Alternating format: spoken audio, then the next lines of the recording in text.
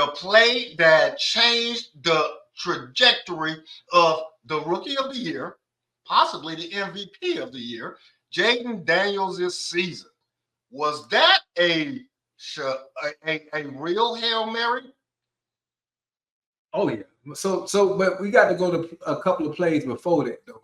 And when I talk about how teams put themselves in situations, they allowed them to throw a couple of short passes to get him where he could throw the daggone Hail Mary because they started playing that daggone prevent defense and they backed up.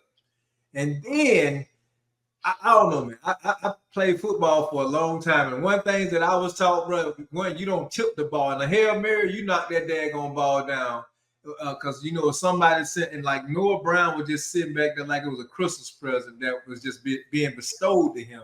And the funny part was, and I ain't gonna bash the dude because he's been beat up all day anyway. The defender that was over there, ton, he's the actual person that tipped the ball in the Noah Brown hand after you said they're not paying attention to the play.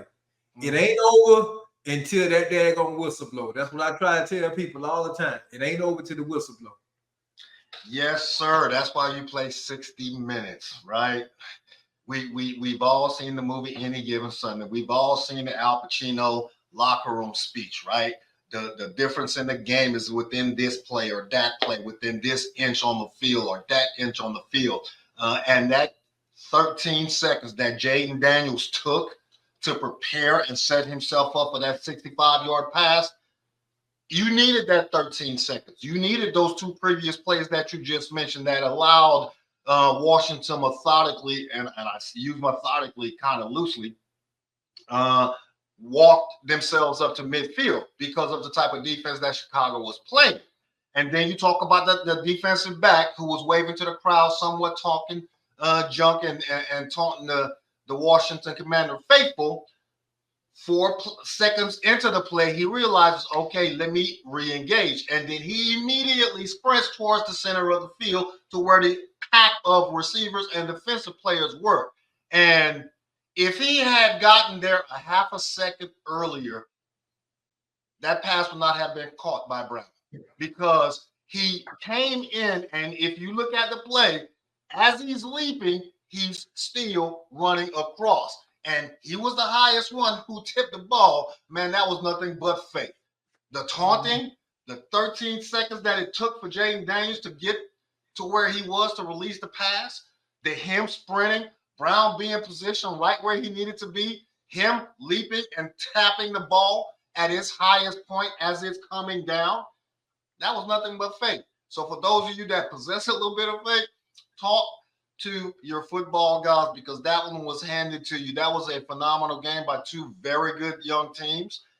Caleb Williams did a good job managing that Chicago offense, in my opinion. These two teams may see each other again in a wild card game in the playoffs here in January. And I think they're going to have a similar type of game if they do see each other again. So Chicago doesn't need to hang its head.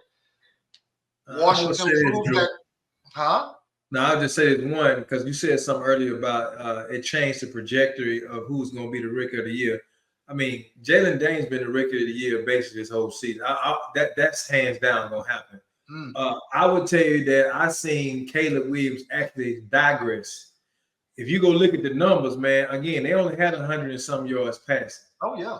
You know, with all that talent that they got over there on that team, you know what I'm saying? So now me and Fred had this conversation yesterday because he still thinks that it's, you know, that's all that he could possibly get is Rookie of the Year, and that Lamar had already locked down MVP.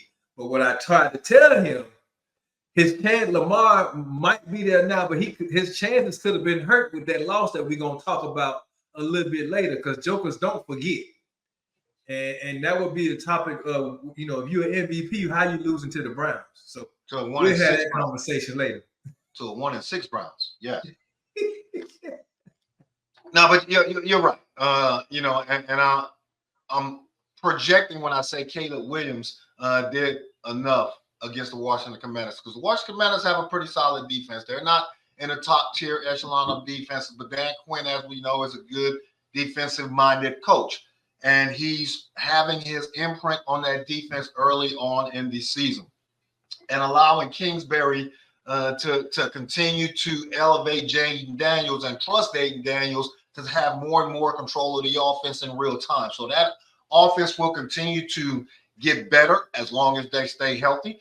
And this game, to me, heading into the midseason or the midseason stretch, is a telltale sign that the Commanders are ready for football in December. Okay, so best of luck to both of them going forward. That was the play of the year to me, simply because of all the things we talked about pertains to this game and this particular play, and all of the things that led up to it. So, again, congratulations to Jayden Daniels and the Washington Commanders and their fans. You've awakened a beast in the NFC East. Is it a two-horse race between the Commanders and the Eagles? It just might be.